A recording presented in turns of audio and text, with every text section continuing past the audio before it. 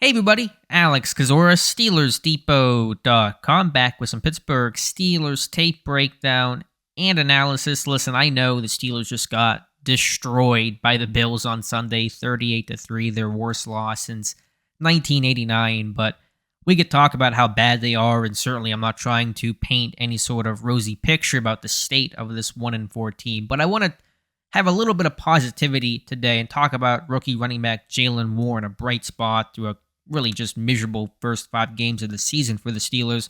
Interestingly, Jaylen Warren is now the Steelers' third down back. We talk about the timeshare and the split changing and increasing between Najee Harris and Jaylen Warren, and Warren's role has really grown week by week, and now he, as of the Bills game at least, is this team's every down, third down running back. So how did that happen? I think Najee Harris in pass pro has been disappointing this year. He's been terribly inconsistent, and the foot may be bothering him and hindering him. But Jaylen Warren has been excellent. You don't make a change unless the other guy's doing a really good job, and Jaylen Warren is doing a really good job in pass protection. I want to show 4 clips that are examples of that for today's video.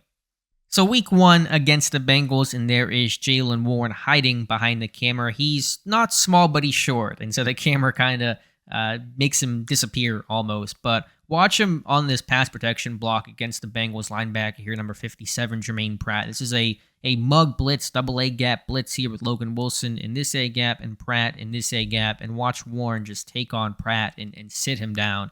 And for a rookie to do that, to make that play later in this pretty contested game against the Bengals, that's really high-level type stuff. And so the recognition ID is pretty easy on this play. You're getting that A-gap look there. That's his responsibility, this back-on-back protection. But the finish, I mean, that's a veteran. That's a decent linebacker in Pratt. And for Warren to sit him down like that and just send that guy flying, I mean, that is really impressive overall. And so those are some of the things I think the coaching staff started to see that made them go, well, Warren may be atypical of how a rookie running back typically performs in pass protection.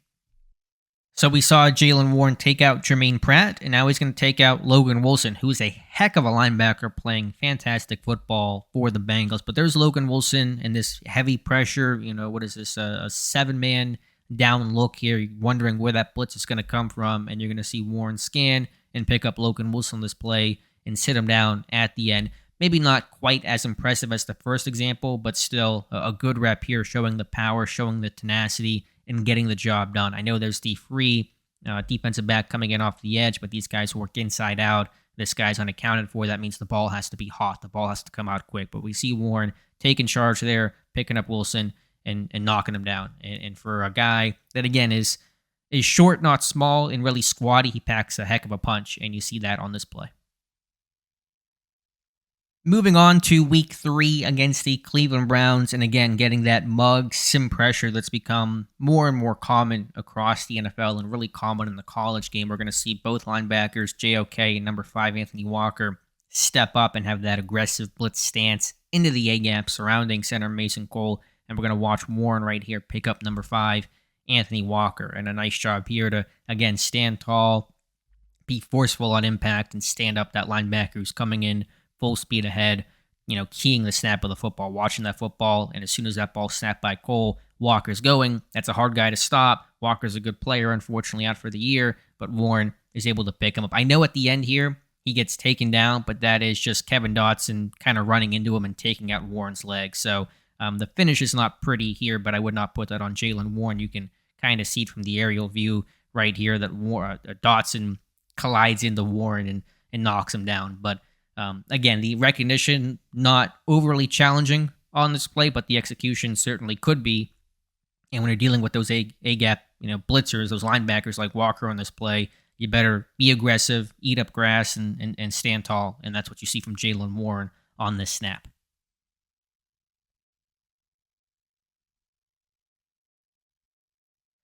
And finally, week 5 this past Sunday, to bring it back to the Bills game, the first game in which Jaylen Warren was the primary, essentially every down, third down running back. And, we've seen him on linebackers already. How about on a defensive end? And I don't know if that was designed or ideal or whatever the case is. A full slide protection by the Steelers offensive line leaves Warren coming across and picking up number 90, Shaq Lawson, who's a, 270, 275 pound defensive end. And you see Warren do a really good job here overall against a guy that typically running backs are not asked to block. And so you see the scan, him come across, full slide protection to the left. So maybe that is by design. You see Warren immediately look to his right here. So full slide left, Warren coming across on the end. I don't know if that's ideally what you want to have as an offense, but it seems to be what Pittsburgh's doing on this play. And again, being the aggressor, if you're going to go against a guy that's that big like Shaq Lawson, you better be aggressive. You better come correct. If you're just going to play passive and scared and even just try to sit down and anchor and absorb it, you're probably going to have a bad time. And you see Warren really be aggressive here, take charge, make that first contact, and blow up Shaq Lawson on this play. And the finish here doesn't quite happen, but the ball's out at that point. I think overall that's a really quality rep here for Jaylen Warren. We can take a look at it. Again, this is 3rd and 8, possession down.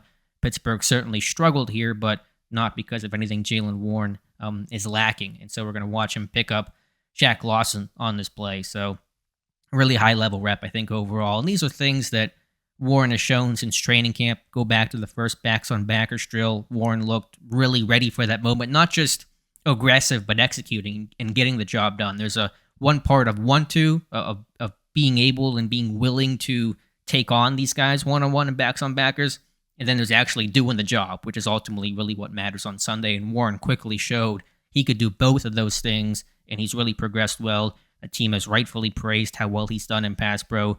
Najee Harris has not done a good job there, and so Jaylen Warren seems to be this team's new 3rd down back. So that will do it for today's video. Appreciate you guys watching. If you could like the video and subscribe to the channel, I would appreciate that, and we'll talk to you soon.